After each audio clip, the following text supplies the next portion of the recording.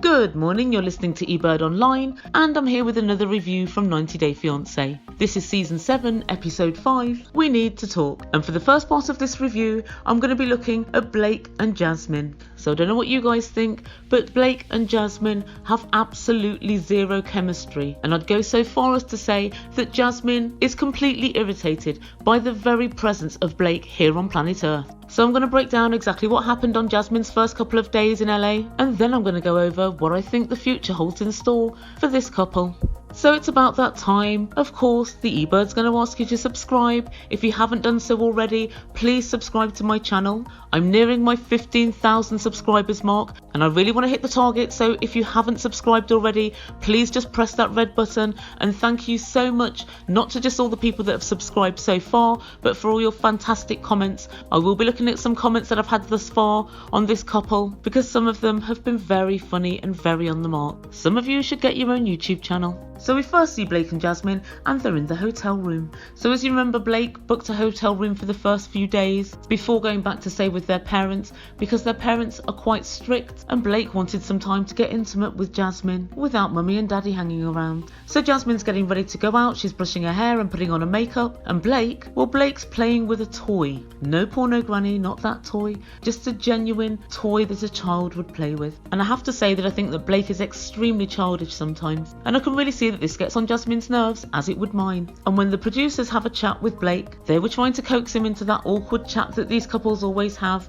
on whether they had sex, but Blake awkwardly says, well, Jasmine fell asleep really early, much earlier than I did, so but yeah, the first night was absolutely fine. Oh Blake, it wasn't fine, was it? You guys didn't get it on your first night, even though you've not seen each other for 6 months. It doesn't bode well. But I also think to myself, Jasmine, how do you think you're going to keep this no sex with Blake up for 90 days? If you can't even bring yourself to be intimate with him on day 1, how do you think day 7, day 14, day 45, day 72 is going to look? It's just going to get harder and harder. Good luck with that, Jasmine. Good luck with that. Jasmine's made it clear that she wants a low-key day. She's quite tired and jet-lagged because she's just flown into LA from Finland. So Blake took this opportunity to organise a pool party at the hotel they're staying at. And who's coming to this pool party? All of Blake's friends, who look like a load of extras from Cats the Musical and rejects from the Black Eyed Peas. Jasmine says once more, I'm really jet-lagged and I don't want to meet everybody at once. And they go down to the pool, and immediately 10 people roll in. And straight away they're all gunning rapid-fire questions at her.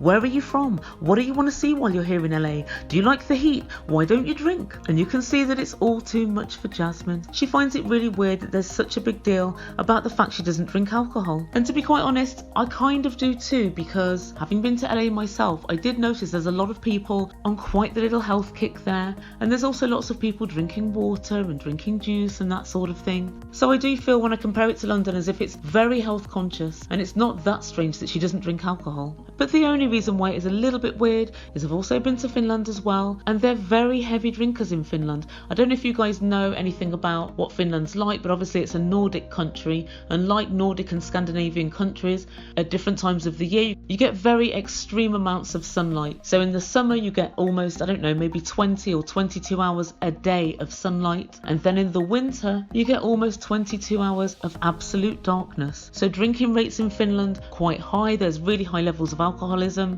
and I think it's largely down to this reason. So to get somebody who's quite young coming from Finland not drinking at all is, I would say, quite interesting. And it leaves me with the question, do you drink when you're in Finland? I think she possibly does. But the weirdest thing of all are the reasons she gives for not drinking. She actually said, Jasmine actually had the gall to say she doesn't want to put poison into her body. Jasmine, I've seen both your face and your body, and I'm fairly convinced that many poisonous substances and foreign objects lie within. You've got Restylane and fillers in your face, your cheeks. Your face barely moves, and you've clearly been Botoxed. Botox is a form of botulism, which is life-threatening food poisoning. At this point, I think it's quite ridiculous to say you don't want to poison your body.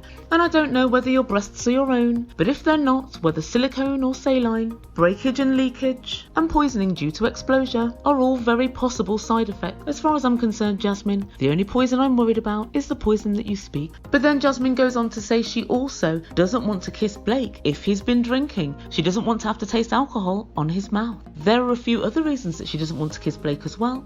If he's been smoking, if she's tired, if she's not in the mood, if there's an R in the month, and if his name's Blake. Basically, Jasmine's just coming up with reasons that she doesn't have to kiss Blake, and she's not even very good at it. So they're all sitting around and chatting, and Rita's there, and there's a few of his other friends, and they're all firing these questions at her, and she's answering, but she looks extremely awkward. But it's not a kind of nervous awkward, or a, oh my god, I'm worried that I'm not impressing his friends awkward. It looked to me like it was, I can't believe I'm having to interact with this load of fairground freaks kind of awkward. And you can definitely tell that she feels that she's a cut above this motley crew of Blake's friends. And then suddenly, halfway through the conversation and halfway through the impromptu pool party, Jasmine decided, I don't feel very well. And Blake said, well, what do you mean? I just don't feel good. I don't feel well. She stood up, she didn't say bye to anybody, and she walked back to her room. Blake looks really embarrassed, and his friends look somewhat dismayed. So I kind of understand that Blake's friends are completely different to probably who she knows in Finland. And this thought's only just hit me, but I think you can tell a lot about a man by the facial hair of his friends. Look at the facial hair on all of his friends here, and if you look at this collection of Blake's friends, you can tell that they're all trying to create personalities for themselves with their hairstyles and their facial hair. They basically all look like extras from Zoolander. And as we close this scene, one of Blake's Zoolander friends said he's actually getting anxiety for Blake, and you can tell that he feels really sorry for him. So the next time we meet up with Blake and Jasmine, they're going out to get something to eat that evening. Blake tells us there have been a few little hiccups since Jasmine's been in the country. Blake, understatement of the year, a few little hiccups, like she was tired, like she was jet lagged, like she had to go to a room, and like she's disgusted, horrified and repulsed, not only by the very sight of you, but by the mere sound of your voice. But Jasmine tried to brush it off and say she was nervous to meet all the new people. Yeah, right. And then she also told Blake she didn't want to seem weird, and that she hoped that he explained to his friends that she wasn't feeling well. Jasmine, that's the second statement that you've made, which tells me that you know that you're out of order. So the first statement was, as you were going up the stairs, you said, usually I wouldn't just walk out, and usually I'm not a rude person, but I didn't feel well. So you knew that just walking off and not even saying a perfunctory bye to everybody was rude, and now you're saying I don't want to seem weird. You know very well you're out of order. And Blake said that he was worried because his friends would be asking, well, what did we come out for? Because you disappeared. But Blake, that's you being disingenuous now, because they came out to meet your new Finnish fiance because you think she's really fit and you wanted to show off your handiwork. It wasn't because you wanted Jasmine to meet them, it's because you wanted to show her off like a new toy. And later on, when they were talking to production, Blake was saying, I think I'm kind of a people person. Would you say you're a people person, Jasmine? And Jasmine said, well, I am a people person, but only if those people are worthwhile and the kind of people that I think I can feel their energy and get on with. If they're not those sorts of people, then I'm not. But if they're good people, then yeah, I'm a people person. So in other words, I'm a people person, but with my type of person, not the fools and reprobates that you tried to introduce me to. And back at the meal, Blake asked her, should I have come up to see you in the hotel room when you walked off? And she said, no, if I go, then just let me be. And Blake tells us, that's not my favourite thing. Blake, it's set to get worse. And as they were eating, Blake continued, what do you think of Rita? And Jasmine just looked at Blake stony-faced and said, when I'm eating, I don't talk, I just eat. I focus on eating and then I talk later. Focus on eating? You focus on eating? The only people that I've ever known that have to focus on eating are people with eating disorders, such as anorexia or bulimia. Jasmine, you and I both know that eating is natural. People don't even need to be taught to eat, they naturally do it. Even babies don't need to focus on eating, they just do it. So in other words, she's just saying to Blake, shut the F up, stop talking to me, stop questioning me. And Blake says, and later on Blake laments, she can be very blunt at times. Blunt? That's a nice way of putting it. I call it downright rude. And then he said, I know she's not going to be like this 2 months or 3 months or 4 months from now. And you're right about that, Blake. She won't be, because she'll be gone. You'll have no idea what she's like 2 months, 3 months or 4 months from now. I'd be surprised if you still know her next week. So I do know, having dated a Finn before for quite a few years, that the Finnish are quite blunt and they have very straightforward ways of saying things. But I do think that Jasmine is beyond rude. And I can remember a time when I used to have to say to my ex, please remember to say please and thank you when you're taking something, because he would just be offered something and say, no, I don't want it, and not say, oh no, thank you, I don't want it, but thank you so much for asking.